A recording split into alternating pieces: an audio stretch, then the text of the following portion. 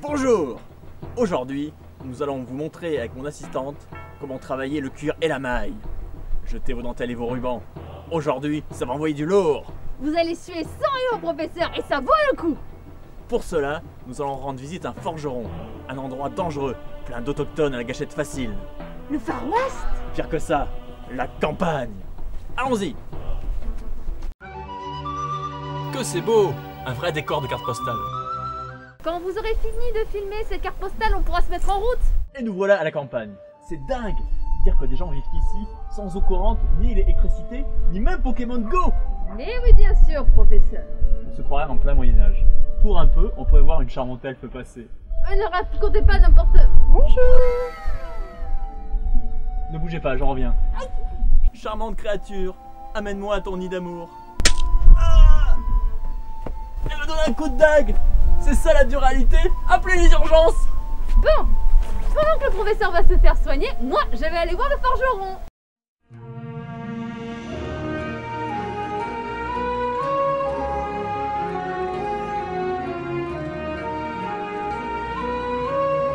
Gaël, tu pratiques depuis de nombreuses années le jeu de rôle grandeur nature avec ta fille Ketsueki et vous avez également gagné un grand nombre de concours cosplay.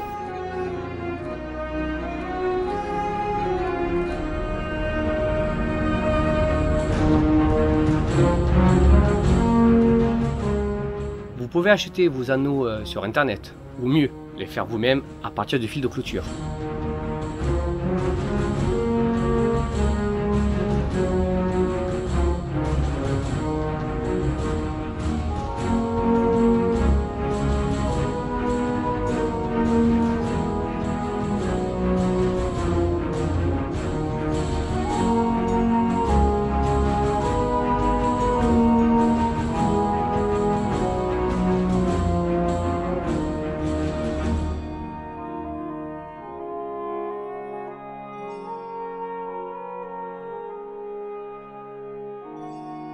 Pour un résultat final, voyez ce que cette charmante elfe a réalisé.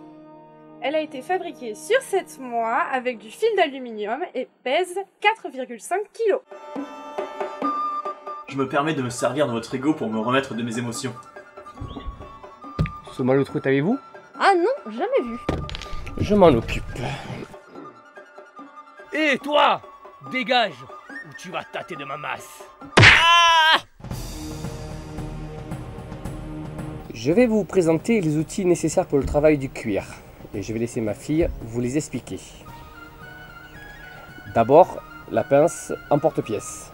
Donc cette pince sert à faire des trous dans le cuir qui va servir ensuite à la couture pour assembler les pièces ou à passer des lassages comme sur mon armure. Des emporte-pièces de différentes tailles.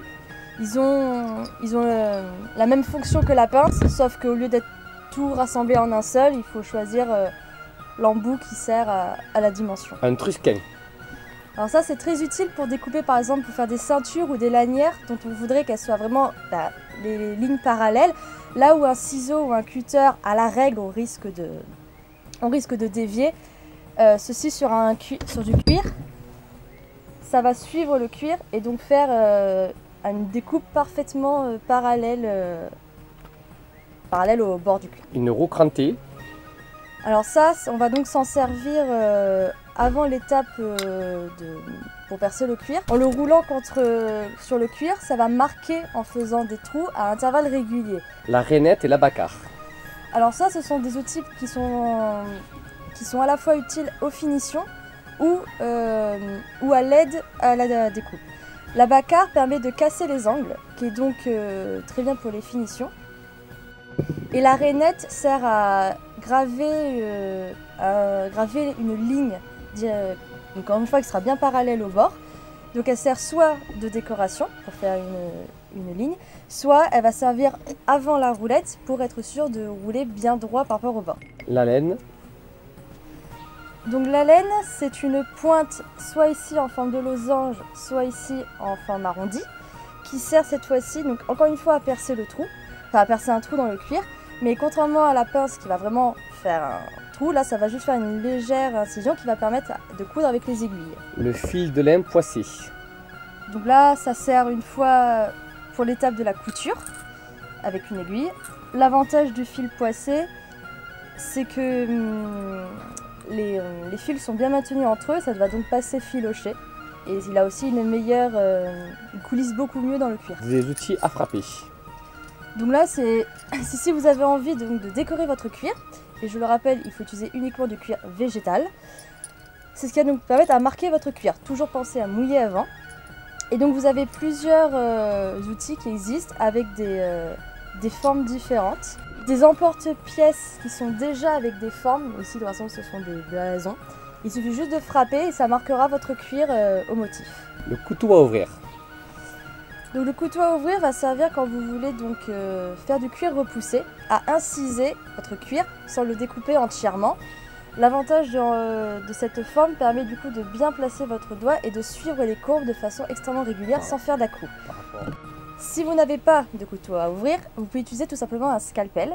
Par contre, je ne le préfère pas cet outil car il va faire une coupe très fine, contrairement au couteau à ouvrir qui va être beaucoup plus large. Et surtout, vous avez tendance à faire des à-coups en le tenant comme un stylo.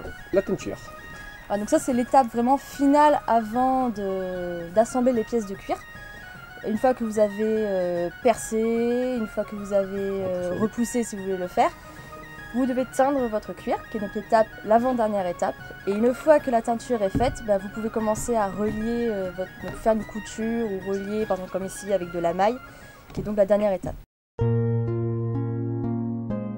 Pour repousser le cuir, il vous faut un modèle de votre motif que vous pouvez imprimer depuis internet, du papier calque, des stylos pour recopier votre motif, une pointe arrondie, moi personnellement j'utilise un critérium dont j'enlève la mine, un bloc rigide, quelque chose qui permettra de protéger votre table lorsque vous frapperez avec le marteau. Ici c'est tout simplement un agglomérat de plastique, de PVC, un marteau, un couteau à ouvrir pour inciser le cuir, que vous pouvez remplacer par un scalpel,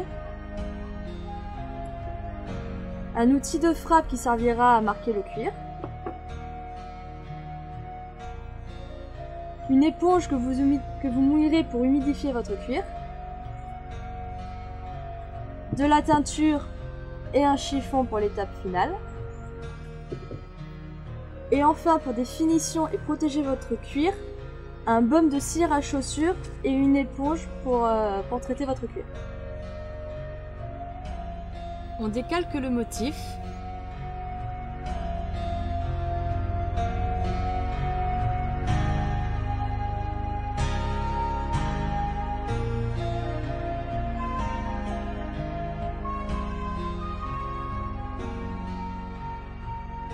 Ensuite, on reporte le calque sur le cuir qu'on a préalablement humidifié. Avec une pointe arrondie, on repasse sur les traits pour marquer le cuir.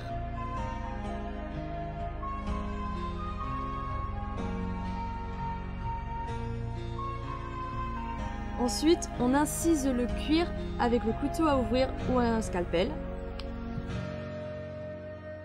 Inciser le cuir permet de renforcer le repoussage et d'être sûr qu'il soit bien marqué. Une fois cette étape faite, pensez à réhumidifier régulièrement votre cuir s'il sèche trop vite. A l'aide de l'emporte-pièce et d'un marteau, vous allez frapper tout en suivant les lignes.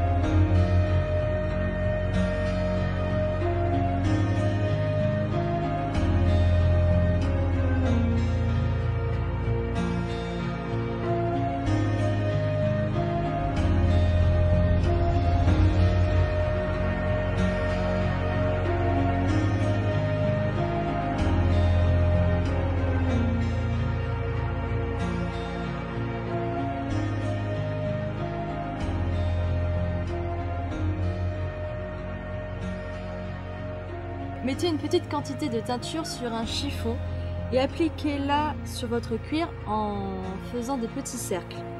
faire en sorte que votre teinture soit homogène. La teinture en séchant s'éclaircit. Attention néanmoins, si vous devez percer votre cuir, vous devez faire cette étape avant la teinture. Une fois que votre teinture est sèche, vous pouvez utiliser un baume pour cuir tel que pour la protection des chaussures pour protéger votre cuir. Cela permettra à l'instant où vous le faites d'embellir votre cuir, de faire une belle finition qui lui donnera une belle brillance, mais cela permettra également de protéger votre cuir sur le long terme et de l'imperméabiliser.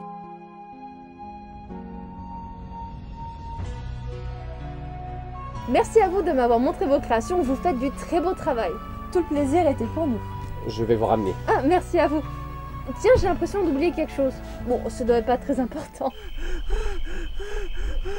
Je crois que je me suis éloigné de cette maison de fou. Je suis où là? C'est où la borne Wi-Fi la plus proche? Voilà, c'est fini. Si vous avez aimé, abonnez-vous à la chaîne et tous les liens utiles sont dans la description. À la prochaine!